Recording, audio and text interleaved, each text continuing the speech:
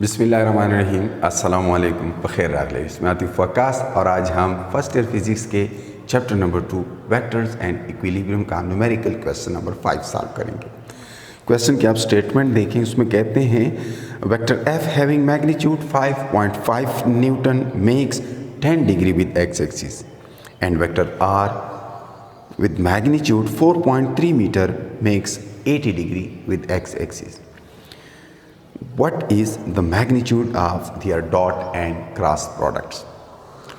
So ये product of vectors के साथ related है और बड़ा simple है। दो vectors के magnitudes भी मालूम है और उनके इंडिविजुअल एंगल्स दिए गए हैं पॉजिटिव एक्स एक्सिस के साथ। तो उन दोनों के दरमियान का एंगल अब हम फाइंड करेंगे, इसके लिए थोड़ी वर्किंग करनी पड़ेगी। सबसे पहले मैं गिवन डेटा उठाता हूँ।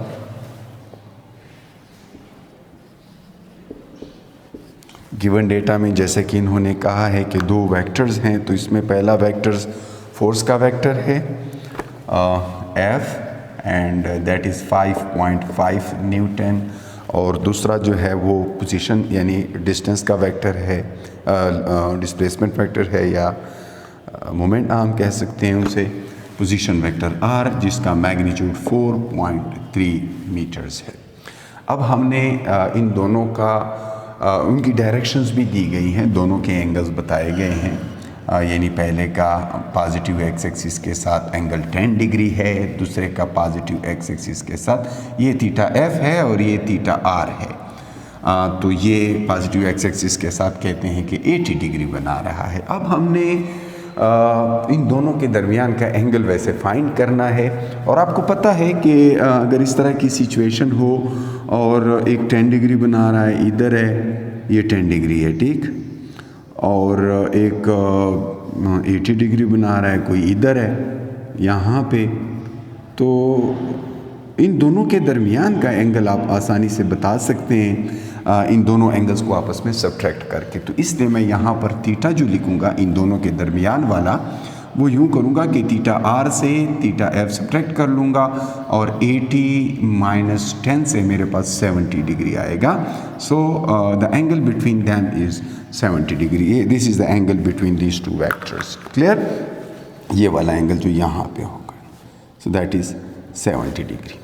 नाउ दूसरा पार्ट इस क्वेश्चन में हमें रिक्वायर्ड लिखना है, तो रिक्वायर्ड जो है मैग्नीट्यूड्स फाइंड करने हैं, डॉट और क्रॉस प्रोडक्ट के मैग्नीट्यूड्स फाइंड करने हैं। तो अननोन क्या है?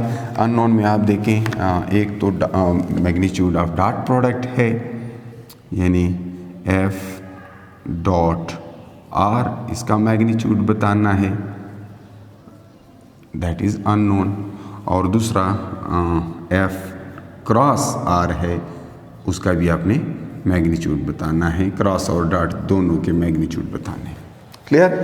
अब फार्मूला क्या यूज़ होगा आप जानते हैं, डॉट प्रोडक्ट का फार्मूला और क्रॉस प्रोडक्ट के मैग्नीट्यूड का फार्मूला बड़ा सिंपल है। मैं यहाँ पे लिख लेता हूँ, फिर जस्ट फार्मूला के अंदर वैल्यूज़ पुट करनी है और हमें रिजल्ट मिल जाना है। So the formula for dot product F dot R is F R cos theta, जबकि the formula for next one for the cross product, मैं यहाँ पर सिर्फ मैग्नीट्यूड की बात करूँगा। क्रॉस प्रोडक्ट का रिज़ल्ट वेक्टर होता है, लेकिन मैग्नीट्यूड की बात करें तो बस सीधा एफ आर साइन थीटा लिखें, कोई यूनिट वेक्टर डायरेक्शन वगैरह की ज़रूरत नहीं है। सो ये दो हमारे पास फार्मूले हैं। तो पहला फार्मूला पहले क्वेश्चन के लिए, दूसरा फार्मूला यानी दूसरे पार्ट के लिए इस क्वेश्चन का, ये पहला पार्ट है, ये दूसरा पार्ट है। अब जस्ट फार्मूलों के अंदर वैल्यूज पुट करनी है और हमें रिजल्ट मिल जाना है। Clear? So solution, putting the values in formula 1 we get the result of F dot R. So F dot R, इस पे एरो हम लगाते हैं, फिर इसको मॉडुलस में बंद करते हैं। ये तरीका होता है मैग्नीट्यूड को रिप्रेजेंट करने का। सो एफ क्या है? F is given as 5.5 multiplied with R क्या है? 4.3 multiplied with angle cos of what, cos of the angle between F and R, तो एफ और आर के दरमियान 70 डिग्री है, सो दैट इज़ 70। और जब आप इनको सॉल्व कर लेते हैं, इनको आप मल्टीप्लाई करें तो ये 23.65 आता है, और cos ऑफ 70 से 0.34 आता है। इन दोनों को आप मल्टीप्लाई करें तो इससे हमारे पास आ जाता है 8.1 न्यूटन मीटर। क्यों न्यूटन मीटर? एक फोर्स है और एक लेंथ है, तो इससे न्यूटन मीटर आ जाएगा। So that is the answer for part 1 of this question. अब पार्ट 2 की तरफ जाएंगे, इसमें दूसरा फार्मूला यूज़ करेंगे। तो ये पहला रिजल्ट हो गया हमारे पास। पार्ट 2 में क्या करेंगे, इस फार्मूला में वैल्यूज पुट करेंगे, ये हो जाएगा F क्रॉस R। अब इसमें वैल्यूज पुट करने से F अगेन 5.5 है, R अगेन 4.3 है, लेकिन कास की जगह साइन आएगा, साइन ऑफ 70 डिग्री। सो इससे वंस अगेन 23.65 आता है, और साइन ऑफ 70 जो है दैट इज़ 0.93 ये आ जाता है। और जब इन दोनों को मल्टीप्लाई करें तो हमारे पास आंसर आ जाता है 22.2। अगेन ये भी न्यूटन मीटर्स में होगा क्योंकि फोर्स और लेंथ है, सो ये हो जाएगा न्यूटन मीटर्स। सो ये हमारे दूसरे क्वेश्चन का आंसर है इस तरह। क्लियर? तो ये हो जाएगा जी रिज़ल्ट।